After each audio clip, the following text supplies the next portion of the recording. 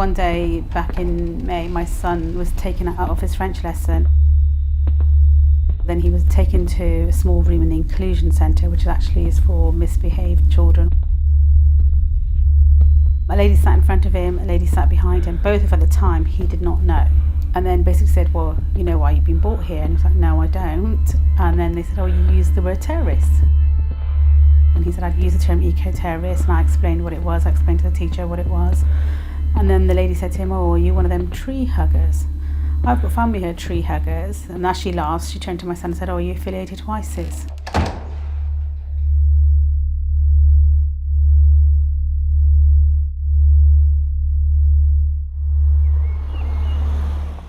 For the first time in his life, he was seen as an outsider or viewed as another.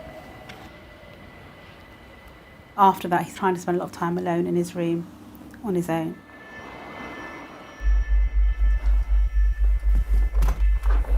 On one occasion I had a Palestine scarf.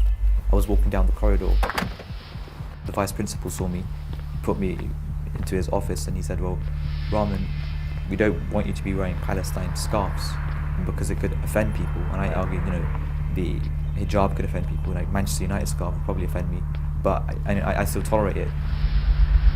It's all about toleration. So he said, well, you can't wear it at all. So I gave it to him and he confiscated it for the day.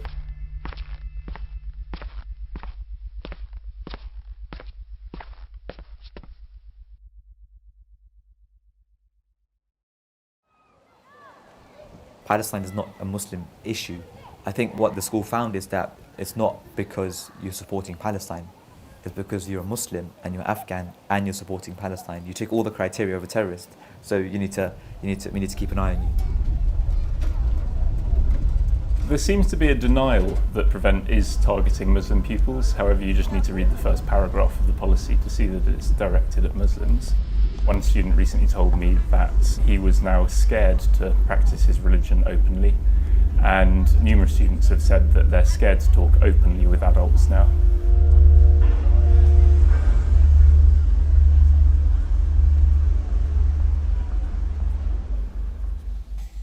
The Prevent duty on schools to report extremism in their pupils works against all of the aims and intentions of education from my perspective. It stifles free speech. It means that pupils aren't open to debate and discuss things with their teachers. And even worse than that, pupils are unable to go to their teachers when they're having crises of conscience or crises of identity for fear that they might be reported to the security services.